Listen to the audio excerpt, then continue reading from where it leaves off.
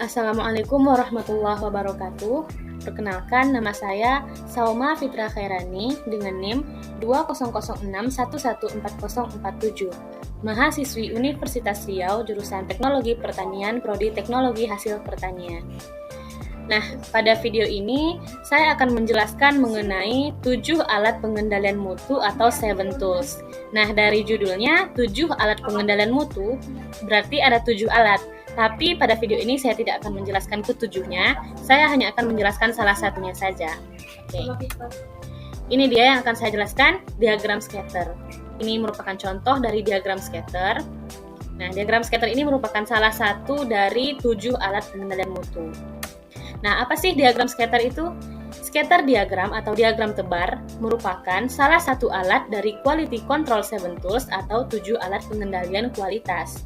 Bentuk dari scatter diagram adalah gambaran grafis yang terdiri dari sekumpulan titik-titik atau poin dari nilai sepasang variabel, di mana variabelnya ini terdiri dari variabel X dan juga variabel Y.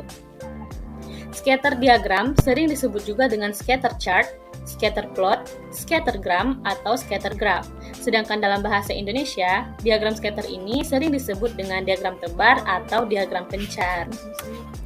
Nah, apa sih fungsi dari diagram scatter? Fungsi dari diagram scatter ini yang pertama, untuk menguji bagaimana kuatnya hubungan antara dua variabel, untuk menguji kuatnya hubungan antara variabel X dan variabel Y tadi. Dan yang kedua, untuk menentukan jenis hubungan dari dua variabel tersebut, apakah berhubungan positif, negatif, atau mungkin tidak ada hubungannya.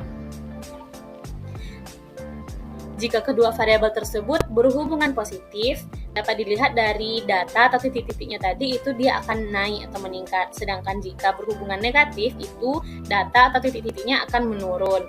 Kalau tidak ada hubungan, yaitu tidak beratur gitu ya.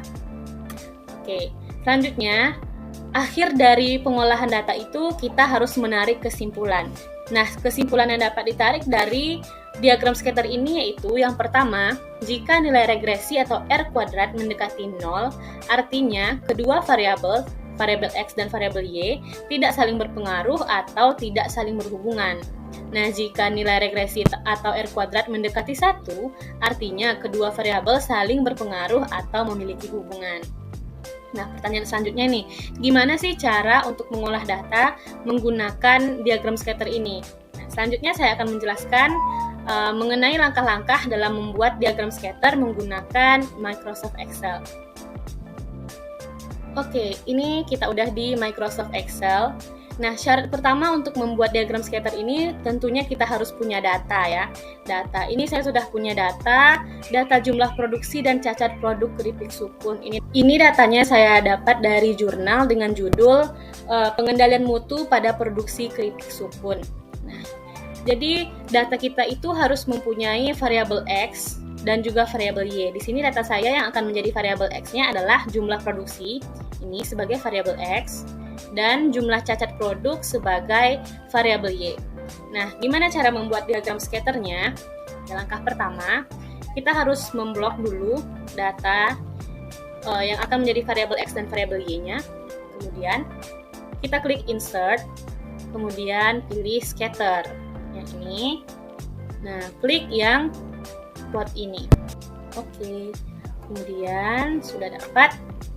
Nah, ini kan masih polos, belum ada axis title-nya, belum ada judul untuk sumbu Y dan sumbu X-nya.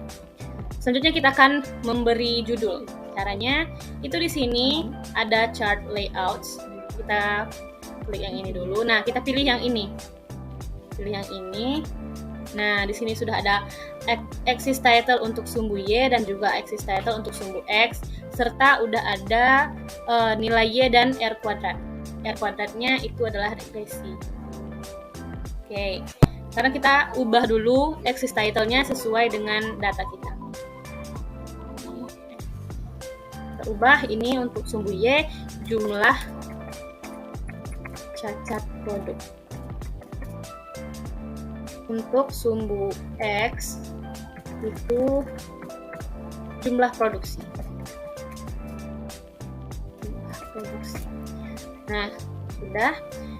sumbu X. Nah, dari diagram scatter ini dapat kita lihat titik-titik atau plot ini merupakan jumlah cacat produk. Sedangkan garis menunjukkan hubungan antara jumlah produksi dengan jumlah cacat produk.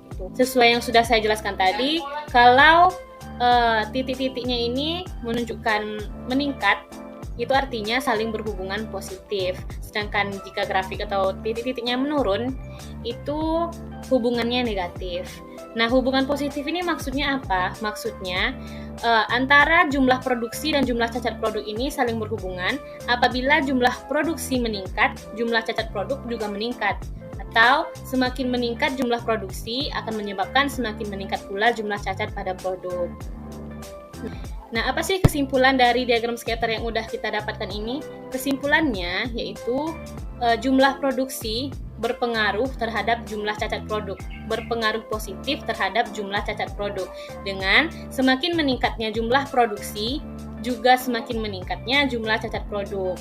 Saling berhubungan positif. Yang satu naik, yang satunya juga naik. Paham ya? Baik, mungkin hanya itu yang dapat saya sampaikan. Terlebih dan terkurang saya mohon maaf. Apabila terdapat kesalahan atau kekhilafan, boleh sampaikan di kolom komentar. Semoga apa yang saya sampaikan ini dapat bermanfaat dan menambah wawasan kita bersama. Terlebih dan terkurang saya mohon maaf. Assalamualaikum warahmatullahi wabarakatuh. Sampai jumpa.